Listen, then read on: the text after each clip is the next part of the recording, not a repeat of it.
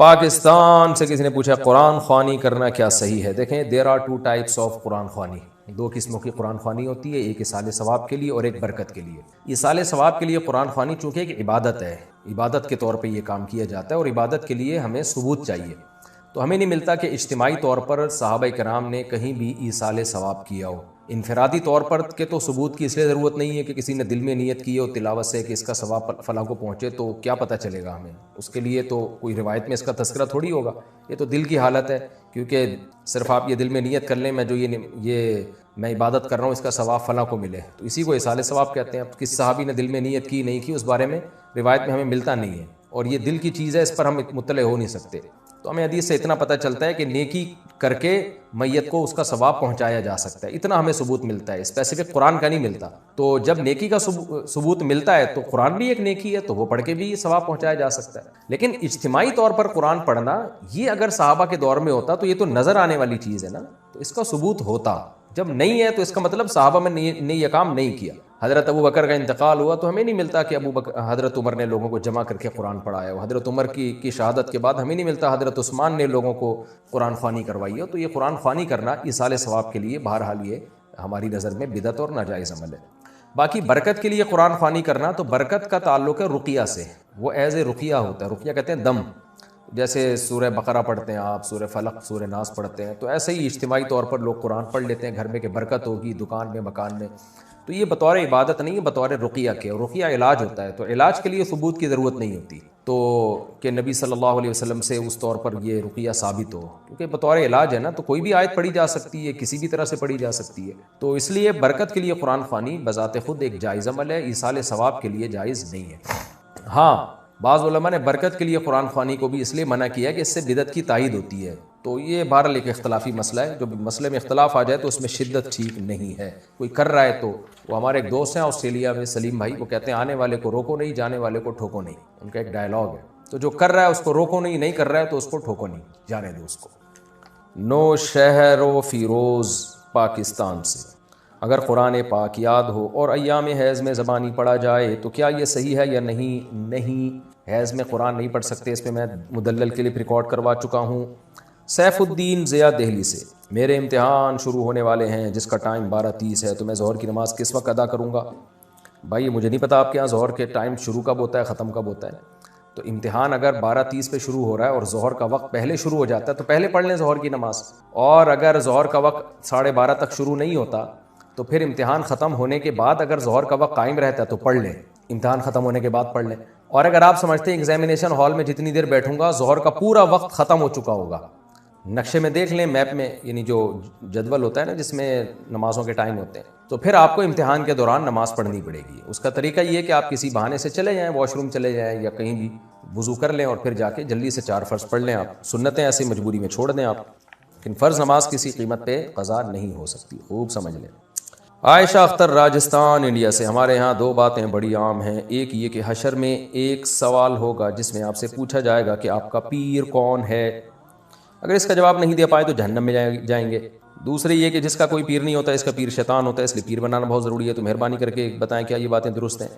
دیکھیں پہلی بات تو بالکل ہی کالعدم ہے کہ حشر میں سوال ہوگا آپ کا پیر کون ہے. نہ پیر کا سوال ہوگا نہ منگل کا سوال ہوگا، ذہن میں رکھیں. باقی یہ ہے کہ جس کا پیر کوئی نہیں ہوتا اس کا پیر شیطان ہوتا ہے، یہ کسی حد تک درست بھی ہے کسی حد تک غلط بھی ہے.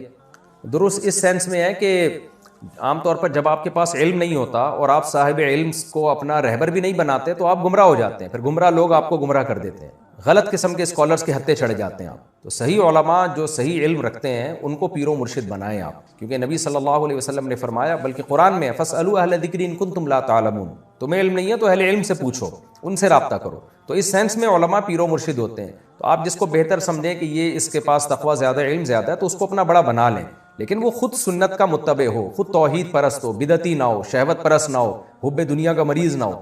تو یہ بہتر ہوتا ہے، کیونکہ بے لگام اونٹ جو ہے نا وہ پھر ادھر ادھر بھٹکتا رہتا ہے. تو اس کا رزلٹ دیکھیں نا آپ، جو علماء کو فالو نہیں کرتے پھر کدھر جاتے ہیں. اور غلط مطلب اس کا یہی ہے کہ وہ پیر بنانا گویا فرض ہے، تو بھائی فرض نہیں ہے، اصل ہے قرآن و سنت پہ چلنا. تو علماء کی رہنمائی میں قرآن و سنت پہ آپ چل لیں، بے شک کسی کو پیر و مرشد نہ بھی بنائیں. تو جو اصل ہے شریعت کو فوکس کرنا ہے. تو اگر کوئی پیر بنائے بغیر بھی شریعت پہ چل جاتا ہے تو پھر اس کو یہ نہیں کہا جائے گا کہ اس کے پیر شیطان ہے. ہاں چلے وہ علماء کی نگرانی میں ہی، تو عملی طور پر علماء ہی کو پیر بنائے گا وہ، لیکن زبان سے نہیں کہے گا کہ میرے پیر ہیں وہ۔ محمد حارث انگلینڈ سے، یہاں 90% مرغی کے انڈوں میں سرخ اسپاٹس ہوتے ہیں۔ معلوم ہوا ہے کہ مرغی کی فارم میں چہل قدمی کی وجہ سے یا دیگر کسی وجہ سے کوئی نس ڈیمیج ہو جاتی ہے، رہنمائی فرمائیے۔ دیکھیں مجھے نہیں پتہ یہ سرخ اسپاٹس کیوں ہوتے ہیں، لیکن حقیقت میں اگر انڈا وہ اتنا خراب ہو جائے، ٹائم گزرنے کی وجہ سے اس میں سرخ اسپاٹ پیدا ہو جائے، تو پھر اس کا کھانا جائز نہیں ہے، کیونکہ وہ سڑنے لگتا ہے، وہ خبائث میں داخل ہو جاتا ہے۔ تو اب یہ آپ کو پولٹری فارم والے ہی بتائیں گے کہ سرخ اسپاٹ کس چیز کا ہے، بلڈ کا ہے پھر تو غلط ہے، بلڈ کا اگر نہیں ہے تو پھر ٹھیک ہے۔ ساؤتھ افریقہ، کیا بریلویوں کے پیچھے نماز پڑھنے سے نماز ہو جاتی ہے؟ رہنمائی فرمائیں بریلویوں کی مسجد میں اذان دینا کیسے ہے؟ میں جس محلے میں رہتا ہوں وہاں بریلویوں کی مسجد میں وہاں نماز پڑھنے جاتا ہوں، پھر مجھے وہاں کے لوگ کہتے ہیں کہ آپ اذان پڑھیں، تو میں جواب دیتا ہوں کہ ہمارے ہاں اذان سے پہلے صلاۃ نہیں پڑھی جاتی، تو کیا میں نے ٹھیک کیا؟ رہنمائی فرمائیں اذان تو بھائی کسی بھی مسجد میں دی جا سکتی ہے، باقی بریلویوں کے پیچھے نماز پڑھنا جائز ہے یہ نہیں، تو مسئلہ دیوبندی بریلوی اہل حدیث کا نہیں ہے، جو بھی توحید پرست ہو اس کے پیچھے نماز پڑھنا جائز ہے، اور جو بھی مشرک ہو اس کے پیچھے نماز جائز نہیں ہے، چاہے وہ دیوبندی ہو، چاہے وہ اہل حدیث ہو، چاہے وہ بریلوی ہو۔ تو اب شرک کسے کہتے ہیں؟ اللہ کے سوا کسی اور کو یہ سمجھنا کہ وہ اسباب سے ہٹ کے میری مدد کر سکتا ہے، تو یہ شرک ہے۔ تو چاہے وہ دیوبندی کرے چاہے اہل حدیث کرے، بعض دیوبندی بھی ایسا کرتے ہیں کہ وہ ایسے ان کے عقیدے خراب ہو گئے ہیں کہ وہ شرکی حد تک پہنچے ہوئے ہیں، ایسے پیر و مرشد جاہل ہیں، دیوبندیوں میں بھی کہتے ہیں اپنے آپ کو دیوبندی ہیں، لیکن ان کے یہ عقیدے ہیں کہ نبی صلی اللہ علیہ وسلم جو ہے ہم جہاں سے آپ کو پکاریں آپ ہماری جواب کا جواب دیتے ہیں اور ہماری پکار پہ لبیک کہتے ہیں، اس طرح کے ان کے بھی عقیدے ہیں۔ بریلویوں میں بھی ایسے لوگ ہیں، اور شاید اہل حدیث میں بھی ہوں ایسے، لیکن میرا خیال ہے اہل حدیث میں ذرا مشکل ہی ہے اس طرح کے لوگ، لیکن جاہل پیر جہاں بھی ہوں گے، تو کیونکہ اہل حدیثوں میں تصوف نہیں ہے تو ان میں یہ چیزیں ذرا کم ہیں، لیکن دیوبندیوں میں بھی کم ہیں، لیکن یہ نہیں ہے کہ نہیں ہے۔ بعض دیوبندی ہم نے پیروں میں دیکھے ہیں جاہل قسم کے، تو وہ اصل میں دیوبندی ہے ہی نہیں، لیکن لیبل ان کے ساتھ دیوبندیوں کا لگا ہوا ہے۔ اور بریلویوں میں بھی جو مستند ان کے علماء ہیں وہ اس شرک کی نفی کرتے ہیں، لیکن جو بہت ہی ایکسٹریم لیول پہ گئے ہوئے ہیں وہ یا رسول اللہ مدد اور نبی صلی اللہ علیہ وسلم کو ہر جگہ حاضر ناظر سمجھتے ہیں جسم کے ساتھ، تو یہ شرک ہے۔ تو ایسا کوئی بھی امام ہوگا اس کی اقتداء میں نماز جائز نہیں ہوگی۔ تو مسئلہ دیوبندی بریلوی اہل حدیث کا نہیں ہے، مسئلہ یہ ہے کہ صحیح العقیدہ کے پیچھے نماز ہو جاتی ہے، جو شرکی عقیدہ رکھتا ہو اس کے پیچھے نماز نہیں ہوتی۔ عبداللہ آفریدی یو کے سے، یہاں پر ایک مسجد میں بریلوی لوگ اذان سے پہلے اور اذان کے بعد بھی کچھ پڑھتے ہیں، تو ان کے پیچھے نماز پڑھ سکتے ہیں یا نہیں؟ یہ مسئلہ بھی میں نے بتایا کہ بات دیوبندی بریلوی کی نہیں ہے، بات یہ ہے کہ جس کا عقیدہ شرکیہ ہو، چاہے وہ دیوبندی ہو چاہے بریلوی ہو چاہے اہل حدیث ہو، اس کے پیچھے نماز نہیں ہوگی، اور جس کا عقیدہ شرکیہ نہیں ہے اور اسلام کے بنیادی عقیدوں کا وہ منکر نہیں ہے، اس کے پیچھے نماز ہو جائے گی، چاہے بریلوی ہو چاہے دیوبندی ہو چاہے اہل حدیث ہو۔ انڈیا سے کسی نے پوچھا، میرا ایک لڑکی سے نکاح ہوا تھا جس کو میں بالکل بھی پسند نہیں کرتا تھا اور نہ اب کر رہا ہوں۔ عجیب آدمی ہے بھائی، جب سے یہ نکاح ہوا ہے اس وقت سے اب تک بے سکون ہوں، میری صحت بھی بہت خراب ہے، جب بھی اس سے بات کرتا ہوں تو اور بھی بے سکونی ہو جاتی ہے، نفرت ہوتی جا رہی ہے، کسی بھی چیز میں دل نہیں لگ رہا، میرے حالات بہت خراب ہیں، دل جیسے بجھ سا گیا ہے، میرے حالات کی وجہ سے میرے والدین پر بھی برا اثر پڑ رہا ہے، میں کیا کروں؟ آپ ایک اور شادی کر لیں میرے بھائی، اس بیچاری کو آپ چھوڑیں گے تو آج کل پتہ ہے طلاق کے بعد لڑکیوں کا ہوتا کیا ہے، اور دوسری بات آپ کی غلطی ہے، آپ کو دیکھ بھال کے شادی کرنی چاہیے تھی، اگر آپ کو بالکل بھی پسند نہیں تھی تو آپ اڑ جاتے، آپ نے دوسرے کی زندگی کو اپنی ماں باپ کی بھینٹ کیوں چڑھا دیا بھائی؟ لڑکا کہتا ہے میرے ماں باپ کا دباؤ تھا، بھائی صاحب آپ جو ہے نا ماں باپ کے کہنے میں آ کے آپ کسی لڑکی کی زندگی آپ برباد کر رہے ہو، تو آپ کو اگر نہیں کرنی تھی آپ کہہ دیتے کہ بھائی یہ نہیں ہو سکتا، میں کسی صورت میں قبول نہیں کروں گا، دیکھا ہی ہوگا نا آپ نے یا بغیر دیکھے کر لیا آپ نے، تو اب اگر آپ نے اس کو دھوکہ دیا اور اس بیچاری کو جو ہے نا ماں باپ کے کہنے پر نہ چاہتے ہوئے بھی شادی کر لی، تو اس میں لڑکی کا کیا قصور ہے؟ تو اس صورت میں ہم کبھی بھی طلاق کا مشورہ نہیں دیتے، لڑکیوں کے ساتھ حالات بہت خراب ہو جاتے ہیں طلاق کے بعد۔ تو آپ کے پاس اللہ نے ایک آپشن دیا، 3 مزید شادیاں کریں آپ، اور میں انشاءاللہ آپ کو دعوے سے کہتا ہوں جب آپ ایک اور شادی کریں گے تو اس پہلی بیوی سے بھی آپ کو محبت ہو جائے گی، کیونکہ آپ کی ایک ڈیزائرز ہیں جو جسمانی ڈیزائرز ہیں، وہ جب دوسری بیوی سے پوری ہوں گی تو اس کو آپ اس طور پر قبول ذہن کر لے گا کہ بھائی چلو میرے نکاح میں یہ پہلی عورت ہے جو میرے نکاح میں آئی ہے۔ انسان کو پہلی بیوی سے اس بیس پہ بھی محبت ہوتی ہے کہ میں جب کما رہا تھا تو پہلی عورت میری زندگی میں آئی ہے، تو یہ بھی ایک وجہ ہوتی ہے۔ اب آپ دیکھیں نا لوگوں کی بیوی بوڑھی ہو جاتی ہے پھر بھی لوگ محبت کر رہے ہوتے ہیں، کیوں بھائی؟ یہ میری جو ہے نا زندگی میری اس کے ساتھ گزری ہے۔ تو میں مشورہ آپ کو نہیں دوں گا، باقی شرعی حکم کیا ہے؟ شرعی حکم یہ ہے کہ مرد جب طلاق دینا چاہے کسی معقول وجہ سے وہ طلاق دے سکتا ہے، بشرطے کہ طہر میں پاکی کے ایام میں 1 طلاق دے، ہم بستری کیے بغیر، وہ جو طلاق کا سنت طریقہ ہے، تو اس طریقے سے طلاق دیں گے، طلاق ہو تو جائے گی، لیکن بہرحال شریعت نے اس کو ناپسند کیا، ابغض الحلال، حلال ہونے کے باوجود ناپسند کیا. تو حلال ہے آپ کے لیے ایسی لڑکی کو ڈیورس دینا، لیکن بہرحال ناپسندیدہ کام ہے. تو ناپسندیدہ کام کے کبھی بھی مشورے نہیں دیے جا سکتے، اور خاص طور پر اپنی بہن بیٹیاں جو آپ کی بیٹیاں بعد میں ہوں گی ان کو سامنے رکھ کے سوچیں کہ طلاق کے بعد بیچاری لڑکیوں کا حشر کیا ہوتا ہے. اس لیے آپ ان کو اتنا زیادہ بوجھ دل پہ نہ لیں، ایک اور شادی کریں اور اس کے ساتھ جو ہے انشاءاللہ اس کے بعد آپ کے دل میں اللہ اس کی محبت بھی انشاءاللہ ڈال دے گا. انڈیا سے کسی نے پوچھا ہے رمضان میں نفلی عبادت کرنا افضل ہے؟ نفلی عبادت کہاں کرنا افضل ہے؟ گھر میں کرنی چاہیے مسجد میں؟ تمام تر نفلی عبادتیں گھر میں کرنا ہی افضل ہیں. ہاں مسجد میں بھی کی جا سکتی ہیں، بعض دفعہ گھر میں دل نہیں لگ رہا ہوتا تو مسجد میں کر لیں، لیکن افضل یہی ہے کہ نبی صلی اللہ علیہ وسلم سے جو ثابت ہے گھر میں. البتہ اشراق کی جو نماز ہے نا، اس میں جو حدیث میں آتا ہے کہ فجر پڑھ کے وہیں بیٹھے رہیں، تسبیح کریں، اور سورج جب طلوع ہو جائے اچھی طرح سے تو پھر 2 رکعت پڑھ لیں، تو وہ مسجد میں ہی ہے. اس کے علاوہ جو ہے گھر میں پڑھنا زیادہ افضل ہے، لیکن نہ کرنے سے بہتر ہے کہ کہیں بھی کر لیں، بھلے گھر میں نہیں تو مسجد میں ہی کر لیں، اس چکر میں چھوڑیں نہیں. انڈیا سے سعودی عرب سے کسی نے پوچھا ہے خواتین کے لیے تبلیغی جماعت میں جانے کے بارے میں کیا حکم ہے، رہنمائی فرمائیں. ایک ہی راستہ خواتین کے لیے ڈھنگ کا رہ گیا ہے، جہاں وہ پردہ سیکھتی ہیں، جہاں وہ حیا سیکھتی ہیں، اس کے بارے میں بھی حکم پوچھ رہے ہیں. میں تو کہہ رہا ہوں یہ حکم میں اپنی بیویوں کو لے جایا کرو تبلیغ میں میرے بھائی، بہت فائدہ ہوگا. جن لوگوں نے اپنی عورتوں کو تبلیغ میں لے کر گئے ان کے گھروں میں معمولات زندہ ہو گئے ہیں، تسبیحات تلاوت کی پابندی ہو گئی ہے، تو لے جایا کریں. انڈیا سے کسی نے پوچھا ہے کسی نے بینک میں 1 لاکھ روپے جمع کیے اور ان پیسوں پر بینک نے اس شخص کو بیاض یعنی سود دیا.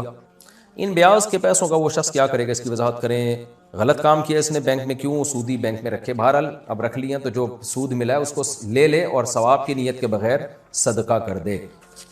عرفان صاحب ہندوستان سے پوچھتے ہیں ہم 6 بہن بھائی ہیں اور 2 بھائی اور 4 بہنیں. الحمدللہ میری ماں اور باپ ٹھیک ہیں اور میرے ساتھ رہ رہے ہیں.